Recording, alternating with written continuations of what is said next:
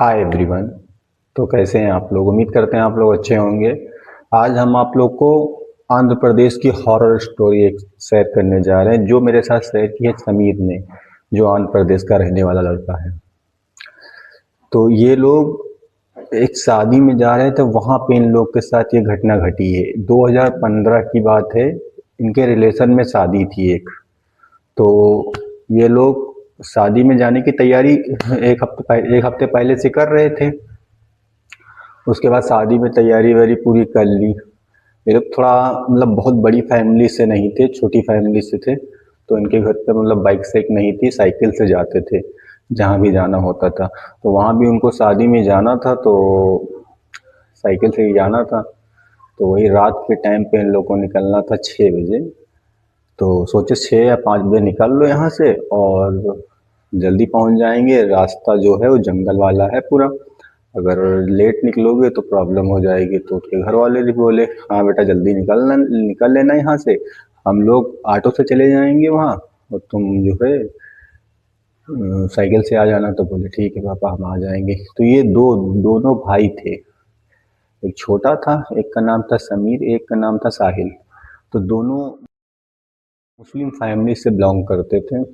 तो वही शाम के टाइम में लोग निकले, और निकलने के बाद एक जंगल पड़ता है वहाँ, मतलब एक गांव है, गांव का नाम है ब्लड गुरु, कुछ ऐसे ही नाम है जो मेंशन किया था। ब्लड गुरु के नाम से ही कुछ है ऐसा। तो वहाँ पे ये लोग वहीं से निकलते रहे, वहीं से निकलते इनको पता था वहाँ पे एक कब्रिस्तान है, ठीक है। तो वहाँ पे सब मतलब कहते रहते थे कि यहाँ पे कोई ना कोई आत्मा भटकती रहती है, ठीक है। तो फिर भी ये लोग निडर थे कि अरे यार ऐसा कैसे, अभी कौन सा रात हो गई है, चलो निकल जाते हैं। तो ये लोग साइकिल से जा ही रहे थे, तो इनको अचानक एक मेन रोड से जा रहे थे, इधर बाग थी, जंगल था, इधर जंगल था, आम का जंगल था टोटली। तो इनको एक रास्ते में एक औरत दिखी, वही जंगल के पेड़ के पास एक रोड के बगल में खड़ी हुई थी। उसकी आंखें बिल्कुल ऐसा लग रहा था बाहर निकली हुई हैं। ये समीर ने मुझे बताया है, हालांकि मैंने बात किया, पूरी बात बताई। उसकी आंखें ऐसा लग रहा था कि बाहर निकली हुई हैं। तो समीर देखा, बोला कोई औरत होगी, ऑटो ऑटो का इंतजार कर रही होगी। तो ये लोग थोड़ा इग्नोर किया और चलते चले गए साइकिल से। सेम वही औरत लाल साड़ी में थी वो, ठीक है। और लाल साड़ी में उसको कम से कम 1 किलोमीटर जाने के बाद फिर वही दिखी। अब ये लोग ये हैरान हो गए समीर की, यार मैंने वहां भी देखा, यहाँ भी इसको देखा, हो सकता हो मेरा वहम हो, वो ना हो, ये दूसरी हो। तो इसने सोचा चलो हटो, चलो चलते हैं, निकलते हैं यार, कोई होगा। फिर इन लोगों ने इग्नोर कर दिया। आगे फिर गए, वहां पे एक मतलब थोड़ा ज्यादा जंगल पड़ता, वहां से एक गांव आता है। तो वहीं पे इनकी क्या हुई, साइकिल पंचर हो गई। अब भाई साइकिल पंचर हो गई, इनको ऑलरेडी निकले हुए आधे आधे से 1 घंटा हो चुका था, और रास्ता था 20 किलोमीटर इनको जाना था। तो आधी दूर निकल चुके थे।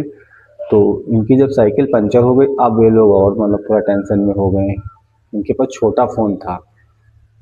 तो ये लोग क्या किए, बोले लोग घर पे बता दें ऐसी सी बात है। तो फोन किए, क्या ऐसी सी बात पापा हो गई, मेरी साइकिल पंचर हो गई है।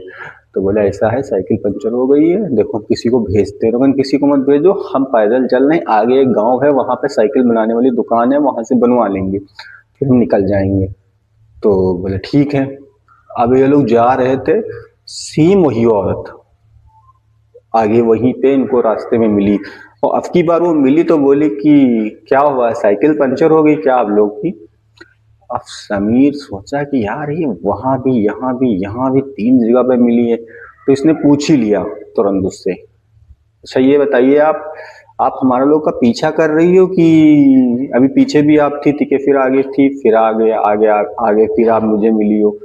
तो ये कुछ भी नहीं बोली, बस हंसने लगी। अब समीर को थोड़ा डर लगा। ये छोटे वाले भाई से अपने साहिल से बोला ऐसा करो, साइकिल से जल्दी जल्दी भागो यहाँ से। साइकिल लेके वो चल दिए, ठीक। वो पीछे मतलब आवाज दे रही है रुको तो समीर, रुको तो। लेकिन उसमें वो रुका नहीं, वो चलता चला गया, चलता चला गया। कुछ दूर निकल गया, गांव में मतलब लाइट वाइट जलती रहती है ना, तो वो नज़र उसको आने लगी। अब इसको थोड़ा दिल में वो मिली कि जो है हाँ चलो हम गांव के करीब आ गए, कुछ आदमी लोग हमें दिखने लगेंगे आगे चल के। ठीक, इसको डर हो गया था कि कंफर्म ये कोई औरत औरत नहीं है, चुड़ैल उड़ैल उड़ैल है, कोई है। ये आगे बिल्कुल निकल गया, बिल्कुल घर के पास एक पहुंचने वाला था, फिर उसको वहीं पे वो मिल गई अचानक। अब ये फिर उसके अब की जब मिली वो तो इसके सेम साइकिल के सामने बिल्कुल खड़ी हो गई। अब इससे बोलने लगी कि कहाँ जा रहे हो, तुमको हम इतनी देर से आवाज दे रहे, तुम सुन क्यों नहीं रहे हो। अब ये कुछ बोला नहीं, बिल्कुल फ्रीज हो गया वहीं पे खड़े, ऐसे ही बिल्कुल। अब खड़ा हो गया छोटा वाला भाई, तो उसका उसी जगह बेहोश हो गया, क्योंकि अब की उसका फेस था ना थोड़ा अलग था बिल्कुल। समीर ने बताया उसका फेस था ना बिल्कुल, उसकी आंखें बिल्कुल रेड रेड लाल लाल थी, बाल पूरे खुले हुए थे और लाल साड़ी में थी।